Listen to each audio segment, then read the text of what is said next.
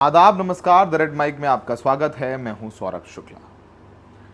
हम सब रविवार रात भी न्यूज़ चैनल्स के आगे और हम पत्रकार आर्मी के व्हाट्सएप ग्रुप्स में और जो हमारे सोर्सेज हैं उनसे लगातार संपर्क में थे, ये जानने और समझने के लिए कि क्या रविवार रात भी पाकिस्तान की तरफ से शेलिंग हुई है, पाकिस्तान की तरफ से भी सीज़ फायर का उल्लंघन हुआ है। लेकिन राहत की बात रही कि रविवार रात शांति रही, चाहे वो पुंछ, राजौरी, कश्मीर के दूसरे इलाके हों। पाकिस्तान की तरफ से गोलीबारी नहीं की गई। जब पाकिस्तान की तरफ से गोलीबारी नहीं की गई तो हमारी डिफेंस फोर्सेस ने भी शांति बनाए रखी। वेस्टर्न बॉर्डर पर कहीं भी कोई गतिविधि नहीं देखी गई, ना ही पाकिस्तान की तरफ से ड्रोन से हमला हुआ, ना मिसाइल दागी गई, तो हम लोगों ने भी शांति बनाई। आपको बता दें कि जिस तरीके से कल जो भारतीय सेना के director general of military operations हैं, उन्होंने डिटेल प्रेस कॉन्फ्रेंस की और बताया कि किस तरीके से हमारी सेनाओं ने शुरुआत में आतंकी ठिकानों को निशाना बनाया, 9 आतंकी ठिकानों को निशाना बनाया, चाहे वो मुरीद के हो जो कि लश्कर तैयबा का गढ़ है, और वहीं दूसरी तरफ भावलपुर में जैश का हेडक्वार्टर है जहां पर मसूद अजहर रहता है, जो अंतर्राष्ट्रीय टेररिस्ट घोषित है। तो वहाँ पर हम लोगों ने हमला किया और उसके बाद पाकिस्तान की तरफ से गोलीबारी शुरू हुई, ड्रोन से अटैक किया गया, मिसाइल से अटैक किया गया, जिसका हमारी भारतीय सेना ने भी बराबरी के साथ जवाब दिया। उन्होंने हमारे मिलिट्री टारगेट्स हमारे मिलिट्री बेसेस को टारगेट किया, हमारे एयरफोर्स बेसेस को टारगेट किया, तो हमने भी उनके मिलिट्री और एयरफोर्स बेसेस को टारगेट किया है। अब इस बीच तमाम खबरें हैं और कल सरकार की तरफ से कुछ बातें आई जिनको आप चाहते हैं कि हम आपसे शेयर कर दें। बहुत सारी बातें हैं जिसको लेकर के आप सोशल मीडिया पर देख रहे होंगे। कांग्रेस ने तमाम सवाल भी उठाए हैं और उठने भी लाजमी हैं कि किस तरीके से हमने शिमला समझौता जो 1972 में हुआ था उसको नज़रअंदाज करते हुए अमेरिका को हम दोनों के बीच मध्यस्थता करने के लिए आगे आने दिया। वैसे कल की प्रेस कॉन्फ्रेंस में director general of military operations ने साफ किया कि पाकिस्तान की तरफ से फ़ोन आया था हॉटलाइन पर पाकिस्तान के डीजीएमओ का, और हमारे डीजीएमओ से बातचीत हुई और तय हुआ कि 5 बजे से सीज़ फायर होगा। दूसरे जो दौर की बातचीत है वो मंगलवार माफ़ कीजिएगा सोमवार यानी 12 तारीख को दोपहर 12 बजे शुरू हुई। अभी उसके बारे में जो भी ताज़ा अपडेट होगा वो हम अपने दर्शकों के बीच लाए हैं। कल बहुत डिटेल तरीके से प्रेस कॉन्फ्रेंस में तीनों ही जो हमारे अधिकारी थे, चाहे वो director general of military operations हों, director general of air force operation और director general of navy operations हों, उन सब ने बताया कि किस तरीके से पूरी कोशिश रही कि हम लोग सिविलियंस को टारगेट ना करें। मैप के ज़रिए दिखाया किस तरीके से जब उन्होंने हमारे मिलिट्री और आर्मी बेसेस को टारगेट किया तो हमने भी उनके आर्मी और मिलिट्री बेसेस को टारगेट किया है। इस बीच सरकार की तरफ से ये भी बताया गया कि हम लोगों ने तय किया है, और कल रविवार को जब सीडीएस ने सुरक्षा का रिव्यू किया और प्रधानमंत्री मोदी की तरफ से भी इस हवाले से खबर आई कि ऊपर से साफ आदेश है कि अगर पाकिस्तान की तरफ से सीज़ फायर उल्लंघन होता है, उनकी तरफ से एक गोली चलती है तो हम लोग यहाँ से गोला दागें, मतलब नहले पे दहला मारने की बात है। यानी खुली छूट है हमारी आर्मी को और डिफेंस फोर्सेस को कि अगर पाकिस्तान की तरफ से कुछ भी होता है तो उन्हें ऊपर पूछने की ज़रूरत नहीं है, उनको मुंह तोड़ जवाब दिया जाएगा। अब इस बीच खबर दोनों तरफ से आपको पता है जिस तरीके से मीडिया ने मिस इन्फॉर्मेशन फैलाई, चाहे वो पाकिस्तान की तरफ की मीडिया हो या हमारी भारतीय मीडिया हो कि हम कराची पहुँचे, इस्लामाबाद पहुँचे, पायलट कैप्चर हुआ है, हमारा पायलट उधर साफ तौर पर कहीं कोई पायलट कैप्चर नहीं है। पाकिस्तान ने भी साफ किया है कि हमारे पास कोई इंडियन पायलट नहीं है, और भारत ने भी साफ किया है कि कोई पाकिस्तानी पायलट हमारे पास नहीं है। अब औपचारिक तौर पर हो सकता है अगर आगे कुछ हो तो वो हम नहीं कह सकते। बहुत सारी ऐसी कॉन्फिडेंशियल बातें हैं जिनको लेकर के अभी तक सारी बातें हो रही है। और इस बीच काफ़ी क्रिटिसिज्म इस बात को लेकर के हो रहा है कि पहले भी कई बार सीज फायर पर बात हुई है, लेकिन पाकिस्तान की तरफ से उल्लंघन कर दिया जाता है। 2003 में सबसे पहले एक हिस्टोरिक ऐतिहासिक सीज फायर हुआ था, एग्रीमेंट हुआ था 2003 में। उसके बाद 2021 में सीज फायर हुआ था, और वो डीजीएमओ के बीच हुआ था, director general of military operations के बीच हुआ था। फिर 2024-25 में पाकिस्तान की तरफ से सीज फायर वायलेशन हुआ, और जब आसिम मुनीर पाकिस्तान की आर्मी के प्रमुख बन गए, और फिर अब 10 मई 2025 को समझौता हुआ कि सीज फायर होगा। अब देखते हैं, क्योंकि उसी रात पाकिस्तान की तरफ से ये उल्लंघन किया गया था, लेकिन हमारी तरफ से भी जवाब दिया गया। तो ये अच्छी बात रही कि रविवार को हमारे देश में या पाकिस्तान में भी किसी तरीके की जान माल की हानि दोनों ही सेना ने नहीं की है। तो थोड़ा सा एहतियात बरत रहे हैं, और लगातार पाकिस्तान इस पूरे सीज फायर युद्ध विराम के लिए, भारत ने तो साफ कह दिया है कि हॉटलाइन पर पाकिस्तान के director general of military operation का फ़ोन आया था, तब हम लोगों ने सीज फायर की बात की। लेकिन लगातार पाकिस्तान की तरफ से कहा जा रहा है कि हम लोग शुक्रगुजार हैं अमेरिका के, और अमेरिका के शुक्रिया अदा करते हुए पूरा क्रेडिट अमेरिका को दे रहे हैं। इस बात को लेकर के काफ़ी चर्चा है, कांग्रेस भी हमलावर है। कांग्रेस का कहना है कि हम तीसरे देश को कैसे समझौता करने दे सकते हैं।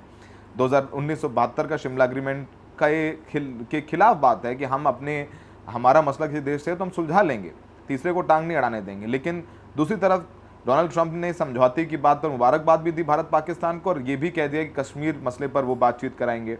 अब इसको लेकर के भी मोदी सरकार पर सवाल उठ रहे हैं कि आप कैसे करने दे सकते हैं वो कश्मीर की बात कैसे आप ये करने दे सकते हैं। लगातार जिस डोनाल्ड ट्रंप को आप अपना दोस्त कहते हैं, डोनाल्ड ट्रंप आपको दोस्त कहते हैं, वो दोस्त कैसे हमारे एक ऐसे मसले पर टांग अड़ा सकता है जो हम पूरे देशवासियों के दिल के काफ़ी करीब है।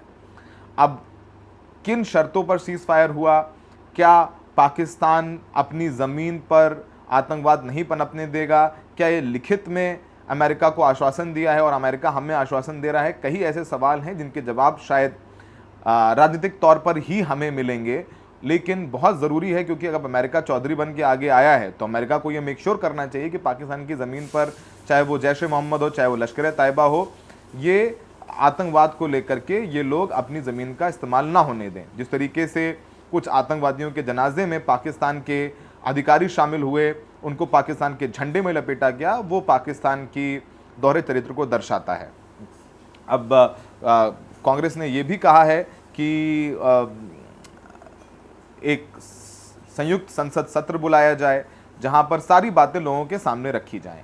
इस बार जिस तरीके से विपक्ष ने भी प्रधानमंत्री मोदी का साथ दिया, और चाहे वो तमाम नेता हों, सिविल सोसाइटी के लोग हों, सब प्रधानमंत्री मोदी के साथ थे, और सबने कहा कि इस बार पाकिस्तान को मुंह तोड़ जवाब दिया जाए। क्या वो मुंह तोड़ जवाब दिया गया, उसकी जानकारी ज़रूर director general of military operations ने और बाकी अधिकारियों ने दी है। लेकिन क्या ये जो सीज फायर हुआ है उसमें जिस तरीके से अमेरिका आगे आकर के क्रेडिट ले रहा है, अमेरिका की वाहवाही हो रही है, पाकिस्तान में जश्न हो रहा है, इस पर भी साफ तौर पर खरी खरी बात होनी चाहिए। इस सब बारे में चर्चा हो रही है। तो आइए सुन लेते हैं किस तरीके से हम लोगों ने पाकिस्तान को करारा जवाब दिया। हमारे जो director general of military operations ने प्रेस कॉन्फ्रेंस की थी, उसकी कुछ झलक। Orientating,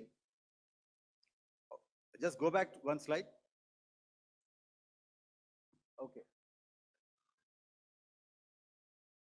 Please have a look at this red building, the series of buildings out here, and this empty ground. Next. If you relate, the empty ground is here, and you see this is the first weapon that is impacting. This is the impact point number 1 on Muridke training camp with our precision guided weapon on early morning 7. Next, please. Keep your eyes glued for the second weapon coming in and the second impact on the selected target point. Next slide, please.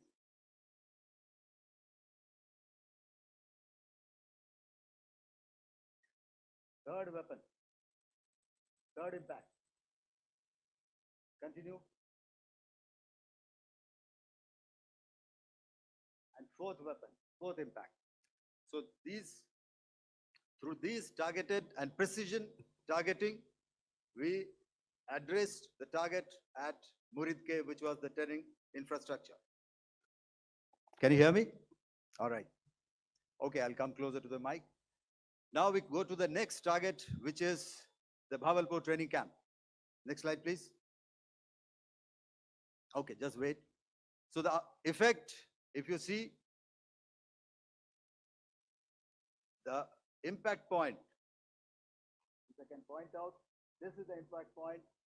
The ammunition has gone through the roof and it has created a blast inside, the photographs of which you would have, all of you would have seen. And the red building, after that, there was this double-story building. It has been completely decimated by our precision targeting. Next, please. The target system, which was in the north, a series of buildings. I'll show you how it looked. Next.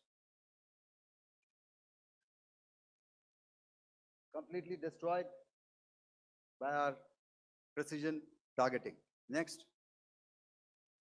Now coming to Bhavalpur, this is the target complex that we are dealing with, a fairly large target complex. So we had to carefully choose the points that we needed to address, which were high value and which would meet our stated objectives of eliminating the terrorists.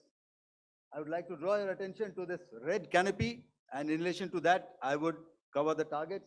One target system is a series of buildings here, other one here, and other one out here. Next slide, please. This is how it looked before, and this is how the building looked after the impact of the weapon. And orientation in relation to this red canopy, you can see here. Of the cowardly attacks on innocent tourists at Pahalgam in Jammu and Kashmir by Pakistani-sponsored terrorists on 22nd April, the Indian Navy's Carrier Battle Group, surface forces, submarines, and aviation assets were immediately deployed at sea with full combat readiness in concert with the Joint Operation Plan of the Indian Defence Forces. You may be aware that we tested and refined tactics and procedures at sea during multiple weapon firings in the Arabian Sea within 96 hours of the terrorist attack. The aim was to revalidate our crew, armament, equipment, and platform readiness to deliver various ordnance on selected targets precisely. Thereafter, our forces remained forward deployed in the Northern Arabian Sea in a dissuasive and deterrent posture with full readiness and capacity to strike select targets at sea and on land, including Karachi at time of our choosing. The forward deployment of the Indian Navy compelled Pakistani naval and air units to be in a defensive posture, mostly inside harbors or very close to the coast, which we monitored continuously. The Indian Navy maintained seamless maritime domain awareness throughout the duration and was entirely aware of the location and movement of Pakistani units. In effect, we had and continue to have good battle space transparency using our maritime domain awareness grid. As you are aware, our response has been measured, proportionate, non-escalatory, and responsible from day one. Accordingly, the calibrated approach considered all options, including the ability of the Indian Navy for offensive action from and at sea.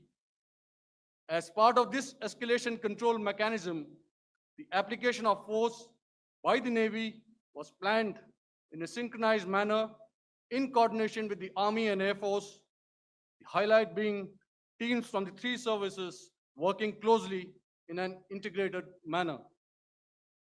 Along with the kinetic actions by the Indian Army and Indian Air Force, The overwhelming operational edge of Indian Navy at sea contributed towards Pakistan's urgent request for a ceasefire yesterday. As we speak, Indian Navy remains deployed at sea in a credible deterrent posture to respond decisively to any inimical action by Pakistan or Pakistan-based terrorists.